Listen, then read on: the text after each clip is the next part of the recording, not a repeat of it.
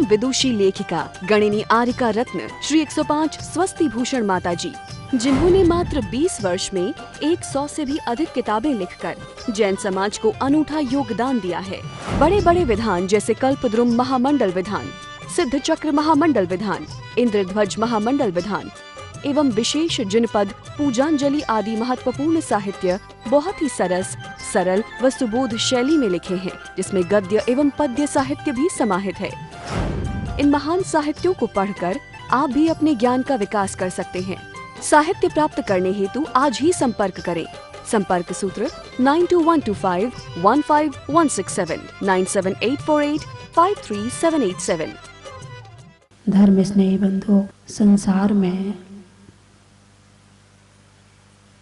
कुछ भी करो, कोई भी क्रिया करो, हर क्रिया की प्रतिक्रिया होती है। कभी आपने महसूस किया इंसान कैसे खाता है? आपको नहीं पता, आप तो बस मन लगा के खा रही है। सामने वाले पर इसका क्या प्रभाव पड़ रहा है आपको नहीं पता।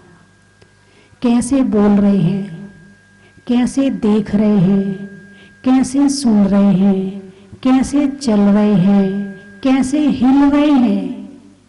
अब कई बार होता है लोग माला फेरने बैठते हैं और लगते हिलने, अब उसे नहीं पता कि वो हिल रहा है, लेकिन सामने वाले को पता कि वो हिल रहा है। आप बोलते हो, गर्दन कैसे मटक रही है, हाथ कैसे हिल रहे हैं, शरीर कैसे हिल रहा है, आपके बाल आप कैसे बना रहे हो, कैसे कपड़े पहन रहे हो, कैसे आपकी चाल है, यानी हर क्रिया की प्रतिक्रिया अवश्य होती है। हर क्रिया का प्रभाव सामने वाले के ऊपर जरूर पड़ता है। ऐसा हो नहीं सकता है कि ना पड़े। बोलिए ऐसा है कि नहीं? यदि मम्मी पापा आपस में लड़ेंगे तो बच्चों पर कुछ प्रभाव पड़ेगा कि नहीं पड़ेगा? यदि दादी दादा अपने बच्चों को कुछ सिखाएंगे तो प्रभाव पड़ेगा कि नहीं पड़ेगा? दादी दादा बाजार का नहीं खाते हैं, मम्मी पापा बाजार का नहीं खाते हैं, तो बच्चों पर प्रभाव पड़ेगा कि नहीं पड़ेगा? यदि मम्मी पापा आलू प्याज नहीं खाते हैं तो बच्चों पर प्रभाव पड़ेगा कि नहीं पड़ेगा? अरे कुछ नहीं तो यही, अरे मम्मी अब आप आलू नहीं खाती हो, आप मत बनाया करो, रहने दो, आप मत बनाया करो, आप प्याज खाती नहीं, आपके हाथ बदबू वाले हो जाते, आप मत। प्रभाव पड़ा कि नहीं पड़ा? यदि बहू भी होगी, अरे अम्मा जी आलू नहीं खाती हैं, चलो दूसरी सब्जी बनाना है उनके लिए, तो प्रभाव पड़ा कि नहीं पड़ा? बाजार का नहीं खाते हैं, चलो अम्मा जी बाजार का नहीं खाती, घर ही में बना लेते हैं, प्रभाव पड़ा कि नहीं पड़ा? खाने का प्रभाव, बोलने का प्रभाव, बोलने का प्रभाव तो आप खूब अच्छे से जानते हैं। जरा सा गलत बोलो तो फिर देखो कैसे डंडे पड़ते सामने वाले के। और लकड़ी वाले डंडे नहीं, बातों के डंडे पड़ते सारे दिन। खाते हो नहीं खाते हो? खूब खाते हैं। फिर भी बोलना सीखा नहीं सीखा? नहीं सीखा। ओहो, बोलने का प्रभाव भी बहुत अधिक पड़ता है। कम से कम 70% प्रभाव तो हमारा बोलने का है। बोलने से घर का वातावरण निर्मित होता है, बोलने से हमारे विचार निर्मित होते हैं, बोलने से कर्म बंध में फर्क पड़ता है, बोलने से घर के पड़ोसी को भी फर्क पड़ता है। यदि एक घर में लोग दिन भर लड़ेंगे तो कुछ आवाज तो वहां भी जाती है ना। क्या कहेंगे, अरे कैसे नरक बना रखा अपने घर को, देखो कैसे सारे दिन लड़ते हैं। ये नहीं कि आपस में एक दूसरे के साथ प्रेम से रहें, पड़ोसी भी कहेगा। अब तुम लड़ोगे तो बहू है, फिर वो फोन करेगी, सास मंदिर में जाके बुराई बताएगी बहू की, बहू बताएगी फोन पे अपने पीहर में। तो एक दो व्यक्तियों के लड़ने का प्रभाव कितने लोगों के ऊपर पड़ता है। घर में बच्चे देख रहे कि यहाँ लड़ाई चल रही है सास बहू में। अब वो बच्चा छोटा सा है, माँ पकड़ के बैठती है, जाना नहीं दादी के पास, बिल्कुल नहीं जाना, तेरी दादी बहुत खराब है।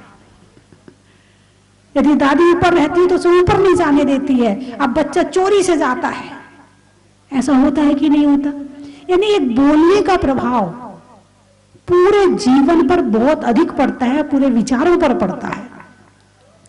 तो जब हमारे हर क्रिया का प्रभाव दूसरे के ऊपर हो रहा है तो हमें अपनी क्रिया को सुधारना चाहिए कि नहीं?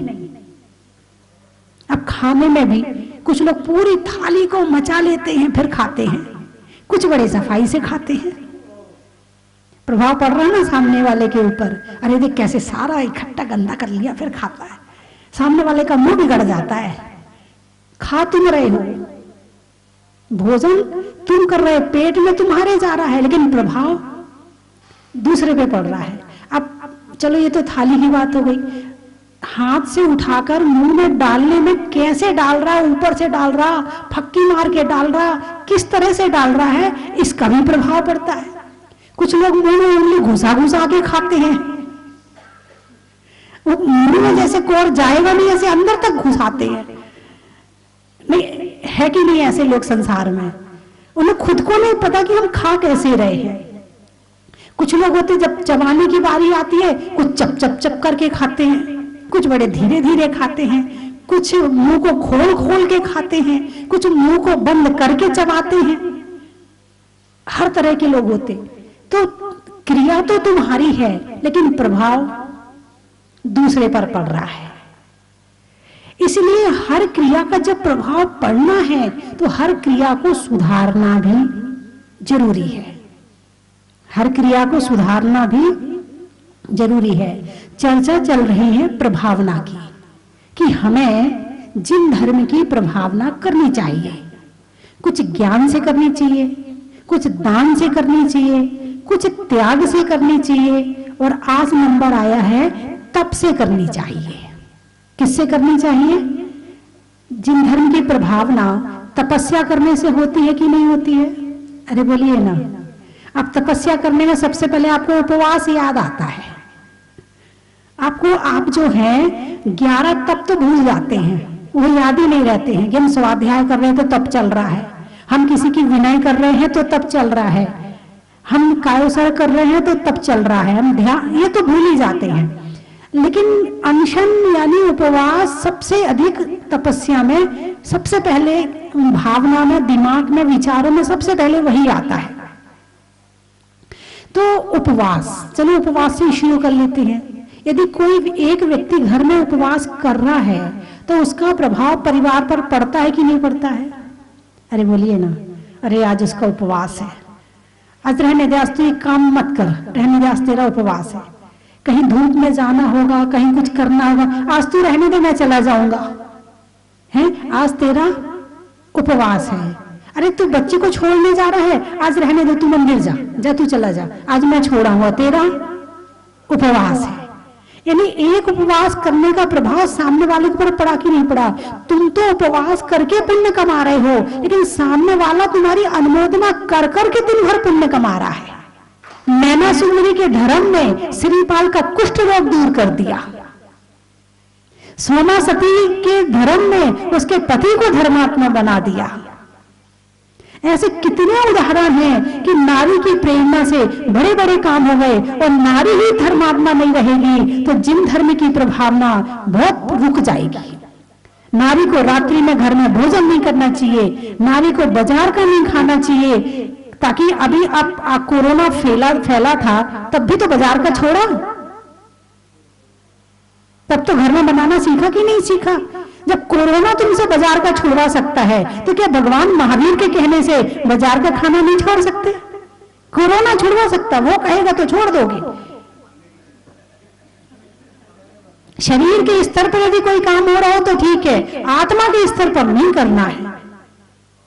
लेकिन ध्यान रखना, आत्मा के स्तर पर कर लिया तो शरीर भी स्वस्थ और धर्म भी हो गया, और घर में धर्म भी रहा, बच्चों में संस्कार भी आएंगे। अब जो नारी रात को ही खाती है उसके बच्चे क्या दिन में खाएंगे? उसे पता ही नहीं कि दिन में खाया भी जाता है।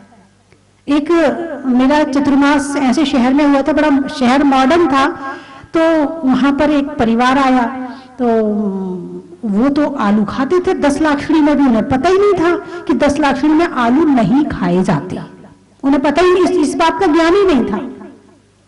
अब मेरे पास आए तो 2 दिन वो खा चुके थे, तो फिर मेरे से पूछा उन्होंने कि क्या करना चाहिए 10 लाखड़ी में। फिर मैंने उन्हें बताया कि भाई ये चीज छोड़ना चाहिए, पूजा करना चाहिए, ये करना चाहिए। बोले हाँ, मैंने तो आज तक मैं इतनी बड़ी हो गई, मैंने तो 10 लाखड़ी में कभी आलू भी नहीं छोड़े। ऐसे परिवार भी हैं आज जैनियों में। एक और उदाहरण बताऊं, जब मैं शिखर जी की वंदना करती थी तो वहां चंदा प्रभु की टोंक पर शांति धारा करवाती थी। पारसनाथ और चंदा प्रभु की टोंक पर मेरा नियम था कि हर वंदना में वहां शांति धारा जरूर करवाती थी। तो वहां पर मैंने शांति धारा करवाई तो सबको गंधोदक दिया। एक लड़का वहां खड़ा था, उसने भी ले लिया। फिर सबको अर्घ्य दिया चढ़ाने के लिए, तो वो भी उसने उसी में ले लिया। उसे ये नहीं पता है कि गंधोदक का क्या करना है और अर्घ्य का क्या करना है। तो आप अपने बच्चों को केवल लौकिक शिक्षा में और केवल मॉडर्न बनाने के लिए संस्कारित ना करें, आप अपने बच्चों को धार्मिक क्रिया के लिए भी संस्कारित करें, क्योंकि हर क्रिया का प्रभाव पड़ता है, हर एक्शन का रिएक्शन जरूर होता है, जरूर होता है। आपका बेटा यदि धर्मात्मा है और कहीं आपने पूना पढ़ने भेजा या आपने कहीं कोटा पढ़ने भेजा और उसमें संस्कार है, तो वहां जाके भी वो माला फेरेगा, वहां जाके भी वो धर्म करेगा। उसको देखकर भी, हालांकि आजकल जमाना थोड़ा सा उल्टा आ गया है, यदि कोई मॉडर्न समय में धर्म करे तो उसे पागल कहते हैं, लेकिन अंदर में संस्कार ऐसे डालना कि सामने वाले के कहने का प्रभाव ना पड़े। अभी तो एक शादी टूट गई, भाई बात क्या है? बात यह है कि लड़का शराब नहीं पीता है और लड़की शराब पीती है। जमाना देखो कहां जा रहा है, जमाना कहां जा रहा है। लड़का शराब नहीं पीता है और लड़की शराब पीती है, तो लड़की ने कहते हैं जब लड़का शराब ही नहीं पीता है मैं उससे शादी क्यों करूं। बिल्कुल सच्ची घटना भी 8 दिन पहले की बता रही हूं। यानी कि इस समय आपको मजबूत होकर, ध्यान देकर अपने बच्चों को संस्कारित करने की जरूरत है। आपका बच्चा कहां जा रहा है, क्या कर रहा है। एक लड़की आई मेरे पास, तो उसने कहा माता जी पहले मैं आपके प्रवचन नहीं सुनती थी, फिर अचानक एक दिन पता नहीं टीवी चल रही थी, चैनल चेंज कर रही थी, थोड़ा सा अच्छा लगा तो सुना और अच्छा लगा और अच्छा लगा, फिर मैंने आपका पूरा प्रवचन सुना, फिर मैं रोज सुनने लगी और वो प्रवचन सुन सुन के मैंने बहुत सारी चीजें छोड़ दी। लेकिन इसके पहले मैंने बहुत कुछ किया है। भाई क्या किया तुमने? बोले हमारे दोस्तों की जो पार्टी होती थी तो उसमें हमें जाना पड़ता था, वहां मैंने सिगरेट भी पी है, शराब भी पी है, लेकिन आपके प्रवचन सुनकर मैंने सब कुछ छोड़ दिया है। किसका प्रभाव है? प्रवचन का। तो इसका मतलब क्या हुआ? जो शाम को प्रवचन आते हैं वो बच्चों को सुनवाने बहुत जरूरी है। यदि तुम्हारे कहने से भी नहीं मानते हैं, तुम रास्ता अपनाओ। ये कहां से मान सकते हैं? या तो ये मेरे कहने से मान जाए, और मेरे से नहीं मान रहे तो चलो यहां चलो, यहां सुनो, तुम अपने आप छोड़ दोगे। तो जिन धर्म की प्रभावना यदि आप अपने घर में स्वयं ही उपवास करती हैं, व्रत करती हैं, तो आपके बच्चों पर प्रभाव पड़ेगा। जब मेरी मम्मी उपवास करती है तो मैं कैसे गलत काम कर लूं?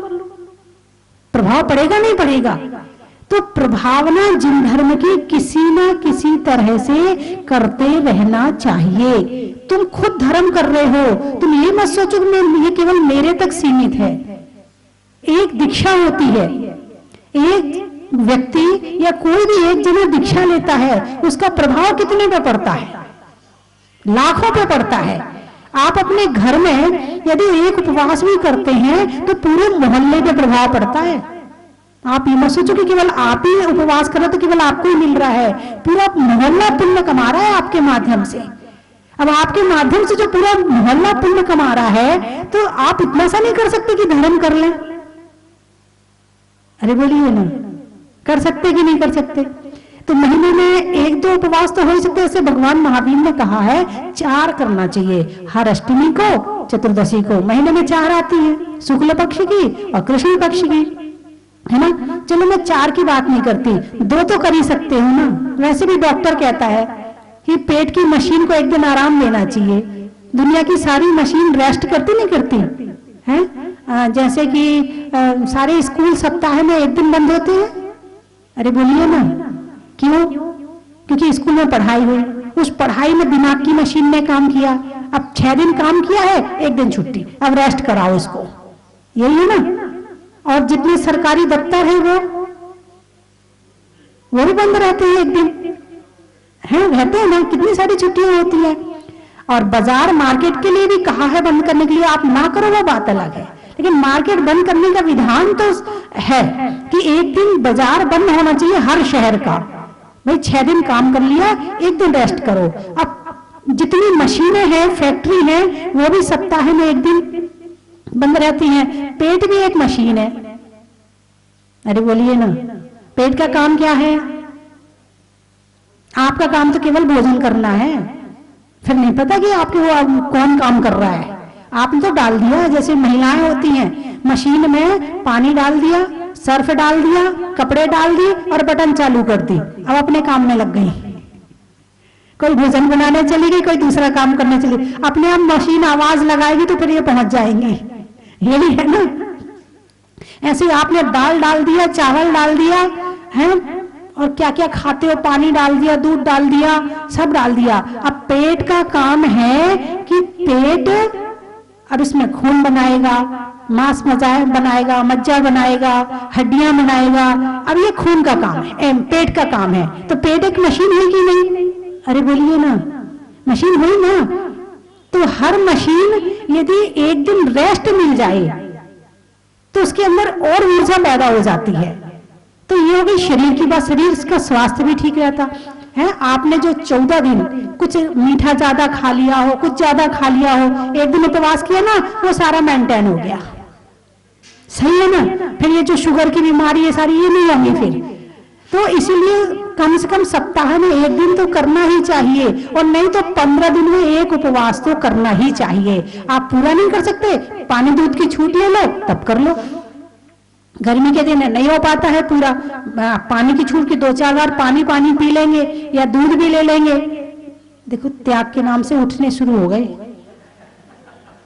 धीरे धीरे एक उठा, 2 उठा। देखो अभी प्रवचन चल रहा था, शांति से सुन रहे थे, अब देखो धीरे धीरे उठने शुरू हो गए जहां त्याग का नंबर आया। अच्छा, अच्छी बात है त्याग करना कि नहीं है, ये बताओ सबसे पहले। अच्छा, आप त्याग करेंगे तो मुझे कुछ मिलेगा या आपको कुछ मिलेगा? आपको मिलेगा। तो करना चाहिए कि नहीं करना चाहिए? अच्छा, एक काम करो, बाहर की भी छूट है, कहीं आप बाहर जाते हो, चतुर्दशी है, बाहर जाते हो, कहीं कुछ भी है, तो आप उसकी छूट रख लो, और बाकी चतुर्दशी का महीने में 2 का आप कर सकते कि नहीं कर सकते? अरे बोलिए ना, कर सकते कि नहीं कर सकते? कौन कौन कर सकता है? हाथ उठाओ। बीमारी की छूट है, बाहर की छूट है, पानी वानी की छूट है। अब और बोलो। करते हैं वाले नीचे रखो, अभी केवल करेंगे वो हाथ उठाओ।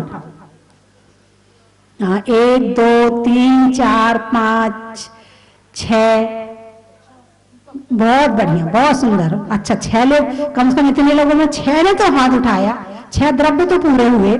अच्छा, आप सप्ताह में एक दिन एक टाइम खा के रह सकते हो, पानी वगैरह की छूट है, अब तो कर लो, अब तो भोजन मिल रहा है पूरा। उठाइए हाथ। सप्ताह में एक दिन, बाहर की छूट है, बीमारी की छूट है, हाँ सबकी छूट करके देख करवा रही हूं मैं। अच्छे से अब उठाइए हाथ। महिलाएं उठा रही हैं, पुरुष है क्या बात है भाई, खाने को पैदा हुई है क्या? हाँ, सप्ताह में एक दिन कोई भी, हाँ एक बार खाना है। पानी पी सकते कितना भी, दूध भी, दवाई भी, जब तक बनेगा।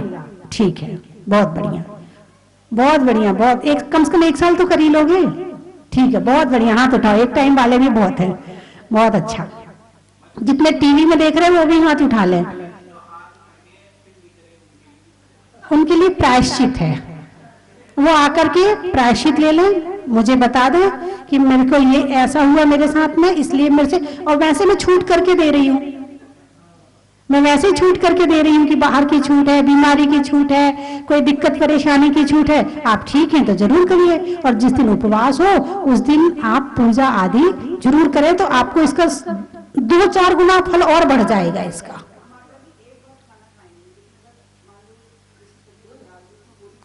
हाँ, दवाई की छूट कर दी ना मैंने, दवाई की छूट कर दी। मैं समझती हूँ आजकल के शरीर, अब जैसे अब गर्मी आ रही है, पंखा चलाए बिना मानोगे नहीं, बीमार पड़ोगे नहीं। अभी मौसम बदल रहा है, अब देखना आधे लोग बीमार होंगे जो पंखा चलाएंगे, क्योंकि सहनन है नहीं, और बीमार जरूर होना है। तो कम से कम चलिए मैं 3 चीजें बोलूंगी, आपको कहना बड़ा ही महत्व, बड़ा अच्छा लगा, आपने इतना त्याग किया, आपने जैन धर्म की प्रभावना भी करी, मैं और उसके साथ साथ स्वयं का त्याग भी लिया, तप भी किया, है ना। चलिए मैं 3 चीजें बोलूंगी, आपको कहना बड़ा ही महत्व है। चलने में पात का, भोजन में भात का, और तीर्थंकर में मुनि सुब्रत नाथ का, हिंदी में मात्रा का, स्कूल में छात्रा का, आज आपकी जहाजपुर की यात्रा का।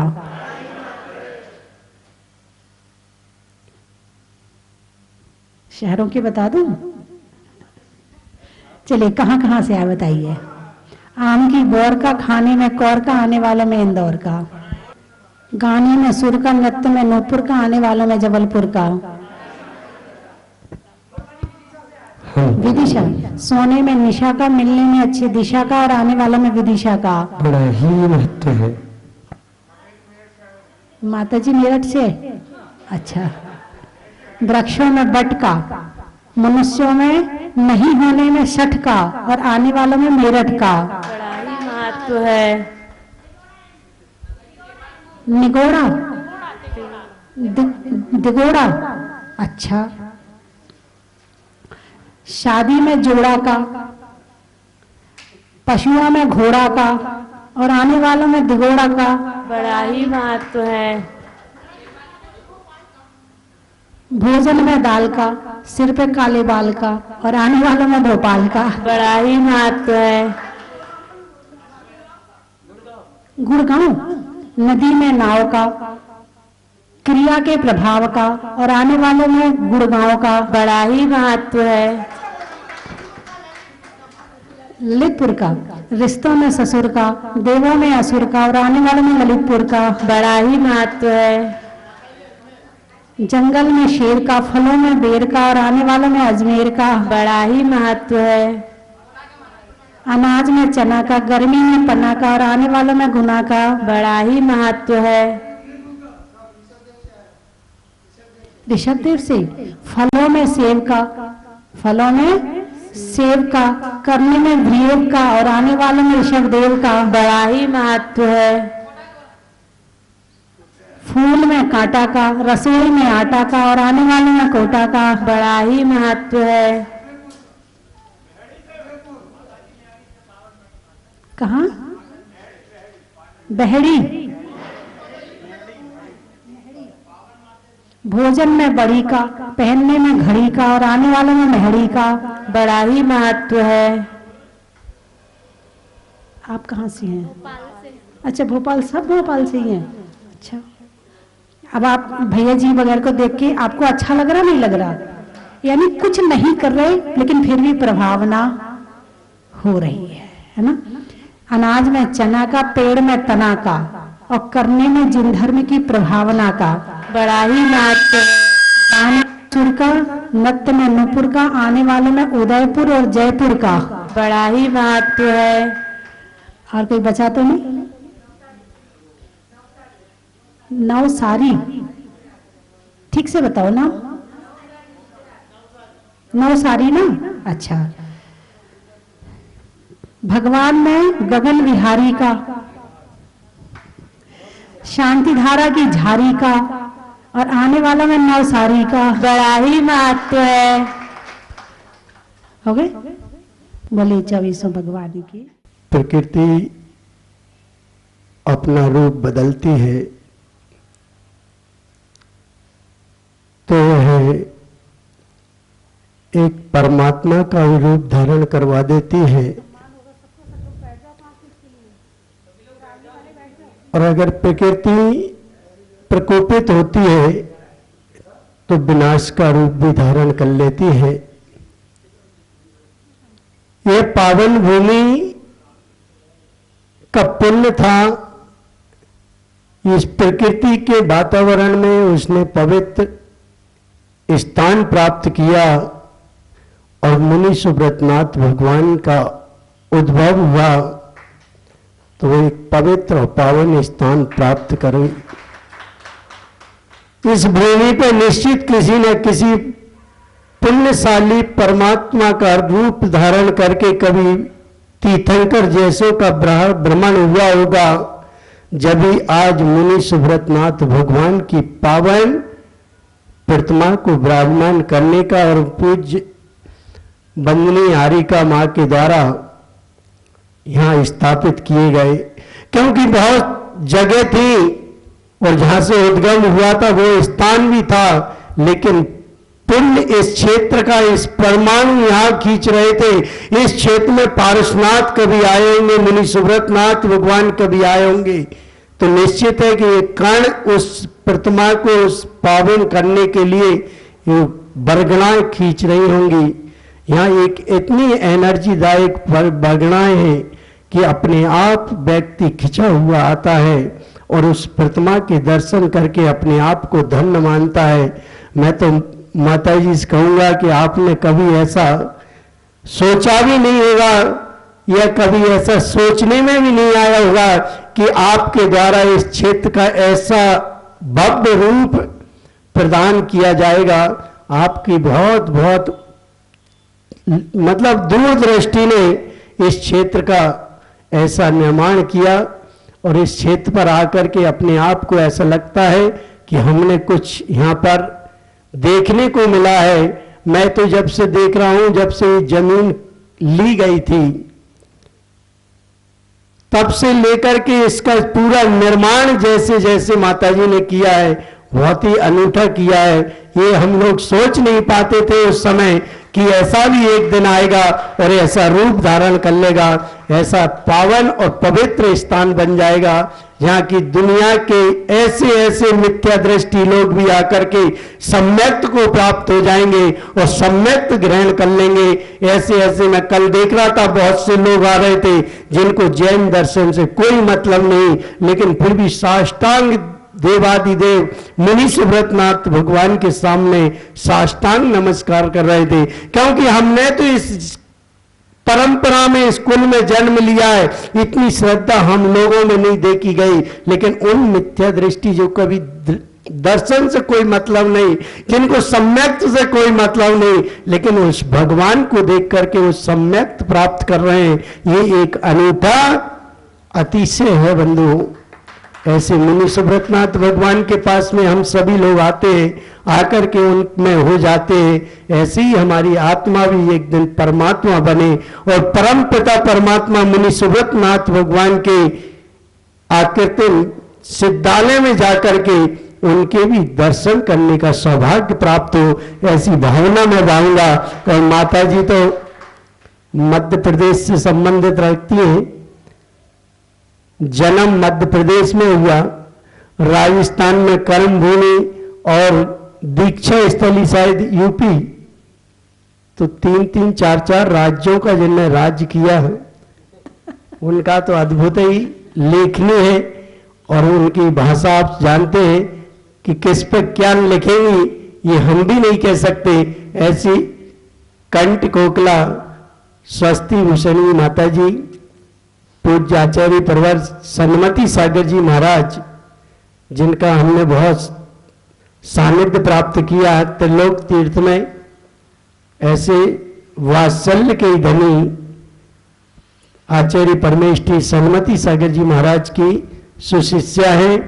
और मैं माता जी से हमेशा मिलता रहा हूँ। ये क्षेत्र पर मेरा 4था बार आना हुआ। अभी पूज्य सुधा सागर जी महाराज चामेश्वर पार्श्वनाथ महा यात्रा में सम्मिलित होकर के हम लोग यहाँ आए यात्रा करते हुए, और सभी लोगों से हम कहते हैं कि एक बार जहाजपुर जाकर के अवश्य दर्शन करें, जिससे अपने को अपने जीवन में कुछ निखार आए और मुनि सुब्रतनाथ भगवान का अतिशय हम लोगों को भी प्राप्त हो। इसी भावना के साथ बोलो संत शिरोमणि आचार्य गुरुवर श्री विद्यासागर जी महाराज जी की। स्वस्ति धाम चलो, स्वस्ति धाम चलो, स्वस्ति धाम चलो, स्वस्ति धाम आओ, स्वस्ति धाम चलो, स्वस्ति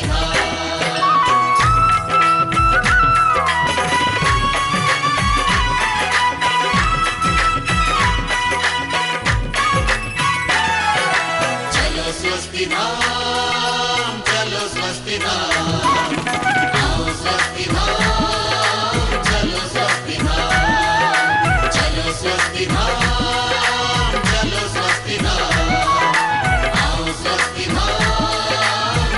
स्वस्ति धाम स्वस्ति धाम मुझे जाना है, मन में है ये धारणा। स्वस्ति धाम मुझे जाना है, मन में है ये धारणा। 20वें तीर्थंकर की मूरत हो, 20वें तीर्थंकर की मूरत को मन भर के निहारना। चलो स्वस्ति धाम, चलो स्वस्ति धाम, आओ स्वस्ति धाम, चलो स्वस्ति धाम। चलो स्वस्ति धाम, चलो स्वस्ति धाम, आओ स्वस्ति धाम, चलो स्वस्ति धाम। जी के प्रवचन हम रोज शाम को पारस चैनल पे सुनते हैं और यहाँ माता जी प्रवचन बहुत अच्छा देती हैं, सभी बच्चों को भी समझ में आता है और मुनि सूरतनाथ भगवान का अतिशय अद्भुत है। यहाँ हम तीसरी बार आए हैं, आकर हमको बहुत शांति मिलती है। की जय जय जय। गुरुवर श्री विद्यासागर जी महाराज की जय जय। परम वंदनीय आर्य कामा श्री स्वस्ति भूषण जी माता जी की जय जय जय। हम लोग जब टीवी में जहाजपुर के दर्शन करते थे और माता जी के प्रवचन सुनते थे तो हम लोग को हमेशा मन में लगता था कभी इतना पुण्य तीव्र हो पाए कि हम लोग साक्षात जाके वहां पर दर्शन कर पाए। और आज जब आकर इधर दर्शन किए तो मन से मतलब एक बहुत अद्भुत कहना चाहिए, इधर की बरगड़ाएं जो हैं वो इतनी ज्यादा तीव्र हैं कि आपको अपने तरफ खींचती हैं। आप इधर से आसपास से भी कहीं अगर निकलेंगे ना तो इधर की बरगड़ाएं आपको अपने आप इधर पर पास में खींचेंगी। बहुत अद्भुत अतिशय है इधर का, माता जी का भी और भगवान जी का भी। परम पूज्य 1008 से मुनि सुब्रतनाथ भगवान की जय।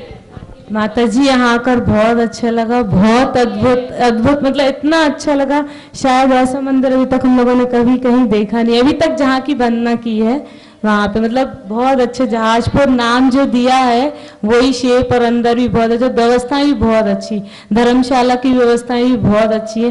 और माता जी यहाँ एक चीज पहली बार देखी है, जो ड्राइवर विश्राम गृह है वो अभी तक हम लोगों ने कहीं भी नहीं देखा है। तो हम लोग यही कह रहे थे कि माता जी ने कितना अच्छा सब कुछ सोच समझ के करवाया है और व्यवस्थाएं भी सब जगह बहुत अच्छी हैं। और आपके प्रवचन तो हम लोग शाम को रोज सुनते हैं, उसमें आप जो बड़ा ही महत्व है बोलती है वो बहुत अच्छा लगता है।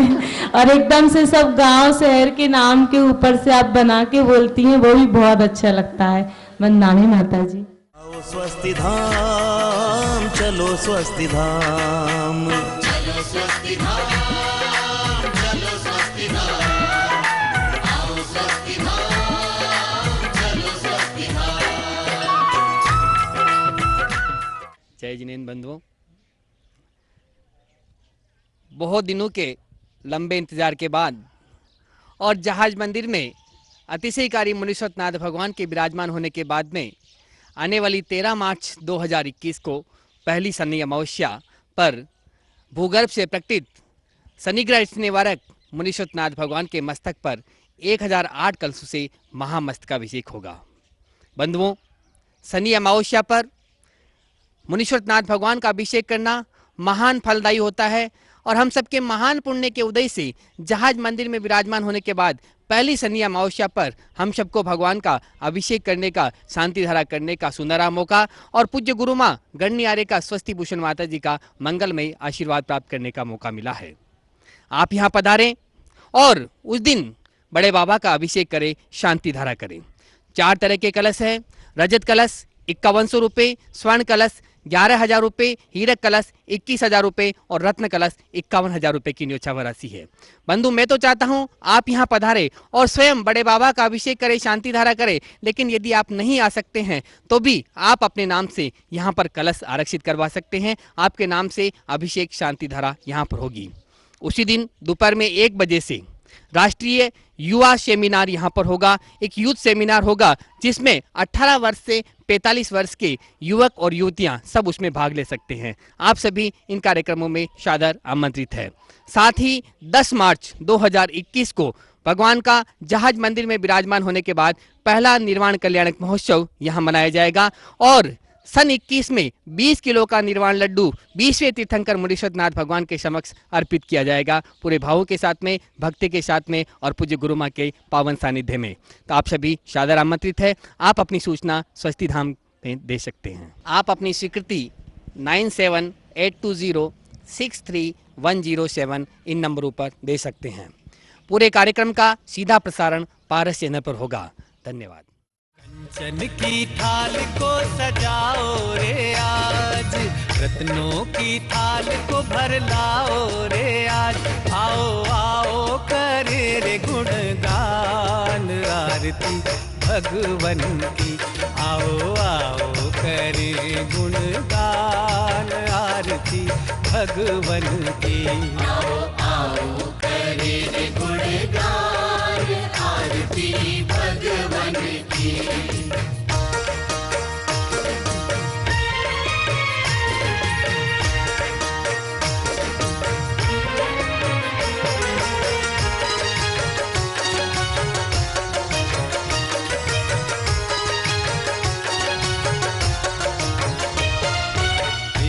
सुमित्र के राज दुलारे, माँ पद्मा जी के नैनों के तारे। पिता सुमित्र के राज दुलारे, माँ पद्मा जी के नैनों के तारे। राजगृही में जन्म लियो आप, राजगृही में जन्म लियो आप। आओ आओ मनाए खुशी आज आरती भगवन की। परम विदुषी लेखिका गणिनी आरिका रत्न श्री 105 स्वस्ति भूषण माता जी, जिन्होंने मात्र 20 वर्ष में 100 से भी अधिक किताबें लिखकर जैन समाज को अनूठा योगदान दिया है। बड़े बड़े विधान जैसे कल्पद्रुम महामंडल विधान, सिद्ध चक्र महामंडल विधान, इंद्रध्वज महामंडल विधान एवं विशेष जिनपद, पूजांजलि आदि महत्वपूर्ण साहित्य बहुत ही सरल व सुबोध शैली में लिखे हैं, जिसमें गद्य एवं पद्य साहित्य भी समाहित है। इन महान साहित्यों को पढ़कर आप भी अपने ज्ञान का विकास कर सकते हैं। साहित्य प्राप्त करने हेतु आज ही संपर्क करें। संपर्क सूत्र 9212515167 97848538787।